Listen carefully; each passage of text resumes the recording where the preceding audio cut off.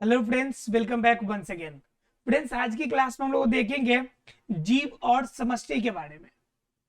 आज की एक नई चैप्टर स्टार्ट होगी जिसमें हम लोग डिस्कस करेंगे जीव और समष्टि के बारे में, समष्टिया के बारे में। राइट? मतलब क्या, ये नया चैप्टर जो होगा इसमें हमें बताएगा कि ऑर्गेनिज्म और उनके रहने की परिस्थिति के बारे में हम जानेंगे कि ऑर्गेनिज्म इस धरती पर अपना गुजर बसर करते कैसे हैं, अर्थात कि जीव यहाँ पर रहते कैसे हैं, किस फॉर्म में अपना ग्रुपिंग करके रहते हैं।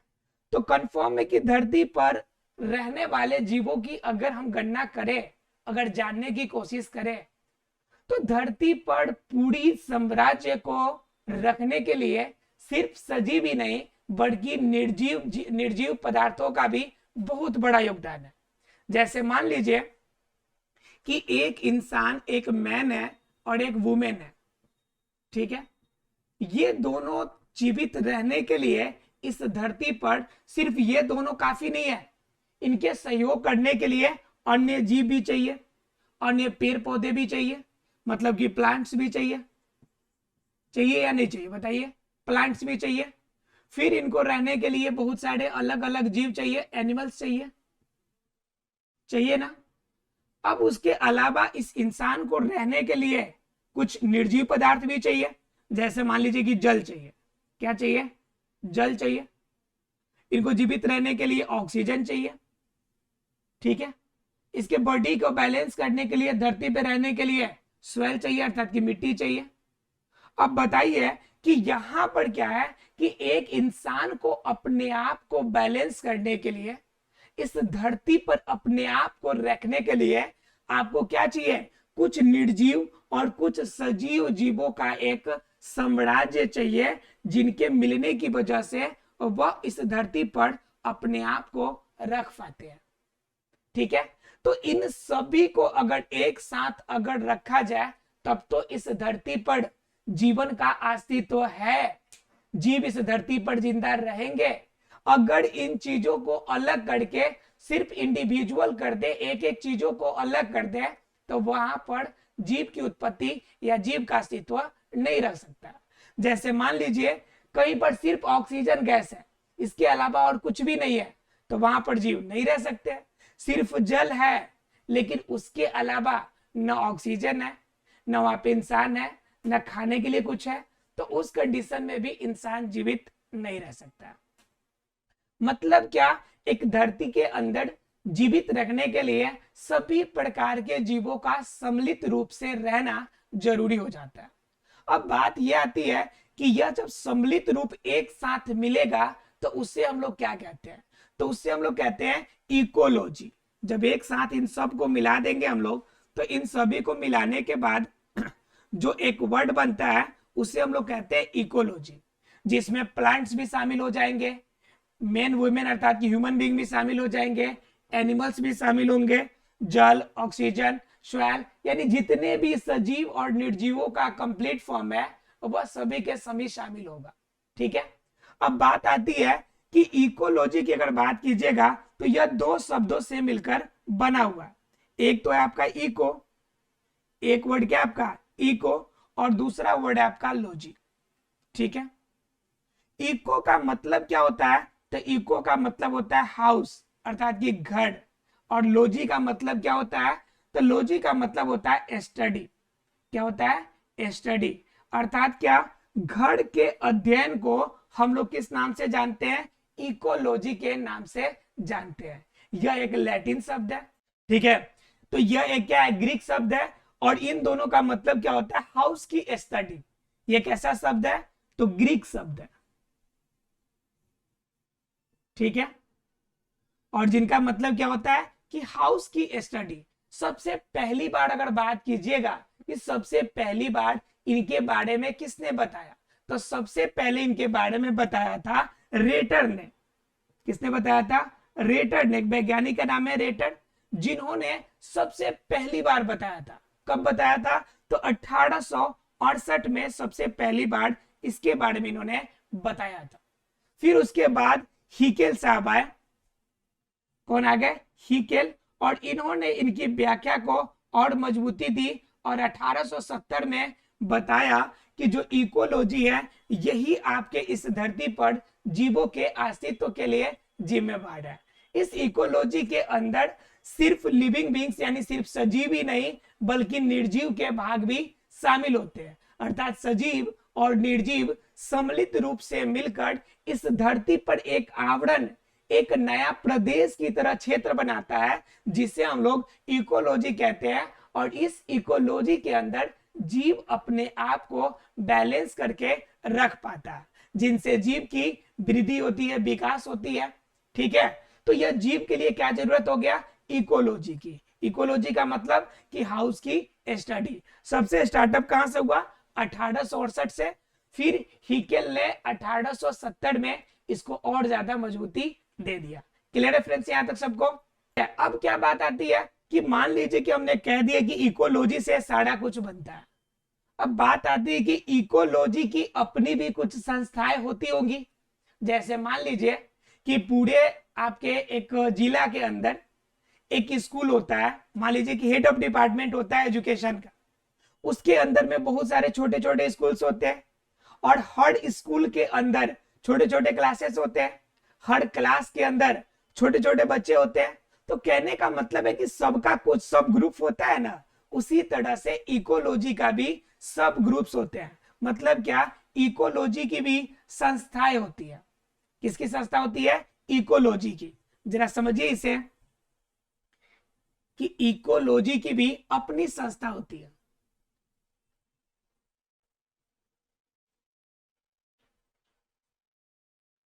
देखिए, तो इकोलॉजी की भी अपनी क्या होगी? संस्था होगी। तो इकोलॉजी के अंदर क्या होगा कि इकोलॉजी की पहली संस्था होगी, वो संस्था होगी स्वयं पारिस्थितिकी की। मतलब क्या?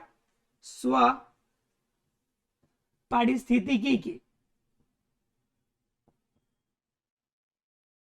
ठीक है, स्व पारिस्थितिकी। स्व का मतलब क्या होता है? खुद, स्वयं।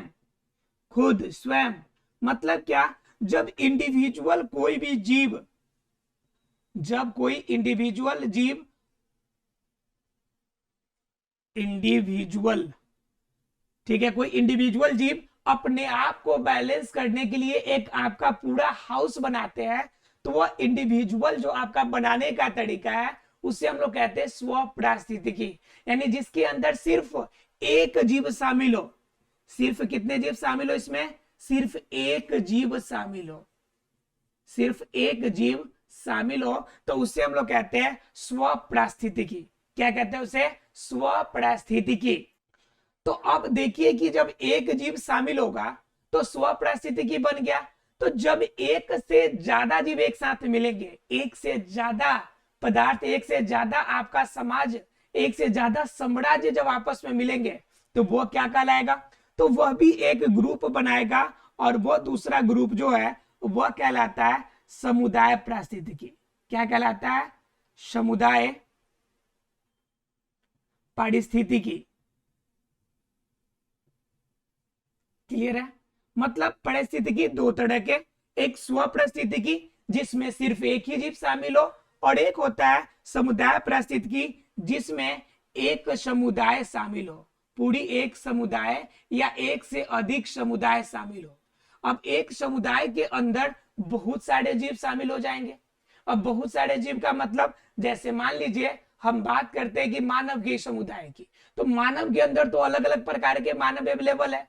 फिर आप जानवर के अंदर चले जाइए, पूरा पूरा आप अगर एक ग्रुप, अगर पूरा जीव जंतु को रख ले तो उसमें मानव भी आ जाएगा, जीव भी आ जाएगा, पूरा एक ग्रुप आ जाएगा।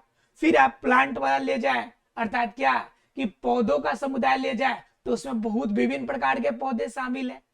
तो इस प्रकार के कंप्लीट जो समुदाय का पैकेज होता है उससे हम लोग क्या कहते हैं? समुदाय पारिस्थितिकी। और जब इंडिविजुअल सिर्फ एक जीव एक पारिस्थितिकी बनाती है तो उसे हम लोग क्या कहते हैं? उससे हम लोग कहते हैं स्व पारिस्थितिकी। मतलब इकोलॉजी की कितनी संस्थाएं हो गई? तो दो संस्थाएं। एक संस्था क्या? जब सिर्फ एक जीव पूरी पारिस्थितिकी का निर्माण करेगी तब उसे हम लोग कहेंगे एक जीव या फिर स्व पारिस्थितिकी।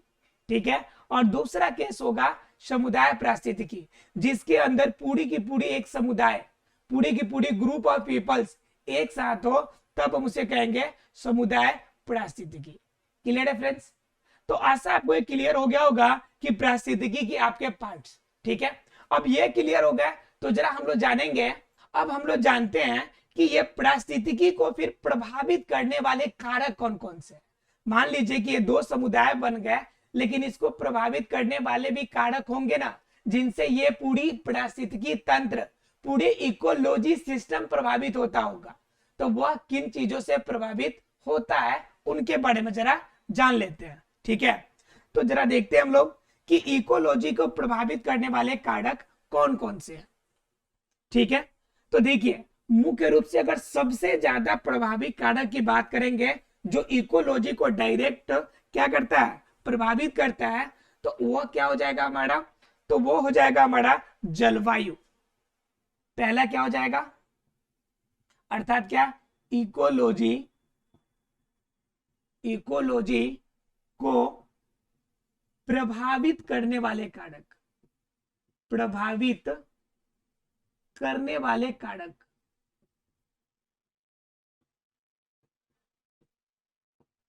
ठीक है, इकोलॉजी को प्रभावित करने वाले कारक। अगर इकोलॉजी की प्रभावित करने वाले कारक की पहली अगर बात कीजिएगा तो जलवायु संबंधी, पहली क्या हो जाएगी, जलवायु संबंधी कारक। अब जलवायु संबंधी कारक इकोलॉजी को कैसे प्रभावित करेगा। ठीक है, तो इकोलॉजी को जलवायु कैसे प्रभावित करती है, तो भाई जलवायु के अंदर तो बहुत सारे चेंजेस आ जाएंगी ना। जलवायु के अंदर क्या हो जाएगी, मौसम बदल रहा है, वह जलवायु के कारण ही तो है। इसके अलावा जो धरती पर जीव जंतु रह रहा है, जलवायु में परिवर्तन के कारण ही तो उनका एडेप्टेशन हो रहा है, अनुकूलन हो रहा है।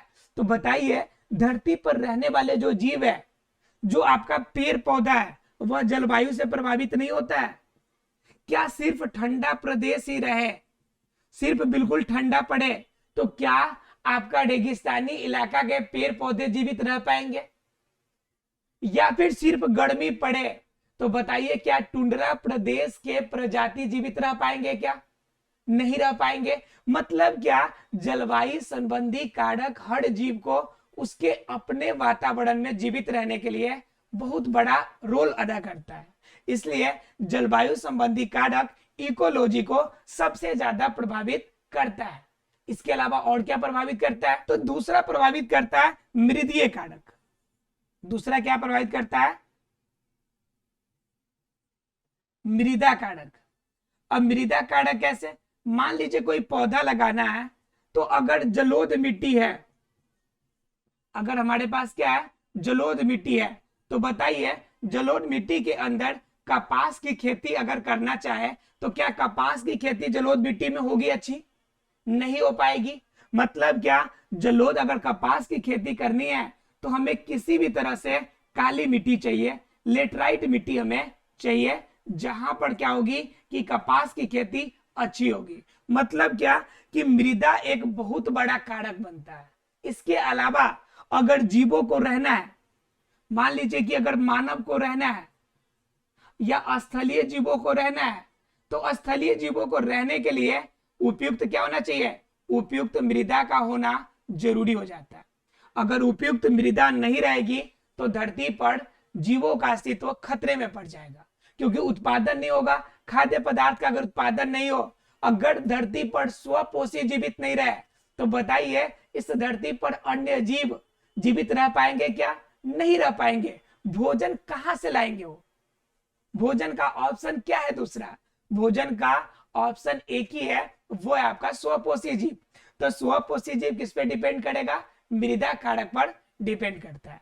क्लियर है आप लोग को? तो ये हो गया दूसरे कारक। बात कर लेते हैं तीसरे कारक की। तीसरा कारण होता है भू आकृतिक कारण। तीसरा क्या होता है? भू आकृतिक कारक।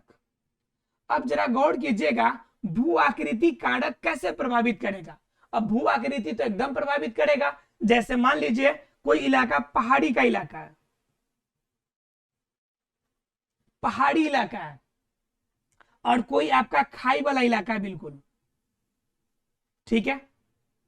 कोई आपका रेगिस्तानी इलाका है।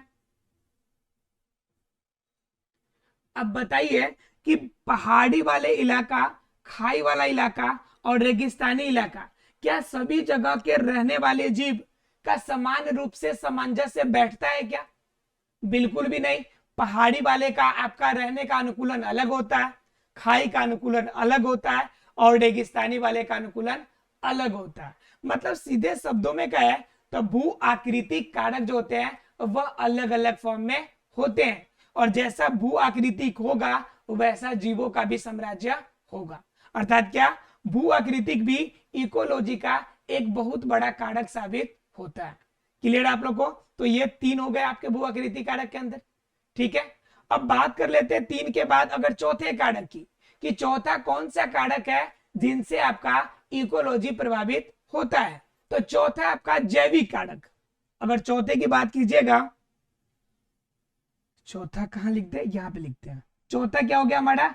जैविक कारक। अब बताइए, ये तो कारक उस सबसे बड़ा है, सबसे खतरनाक कारक है।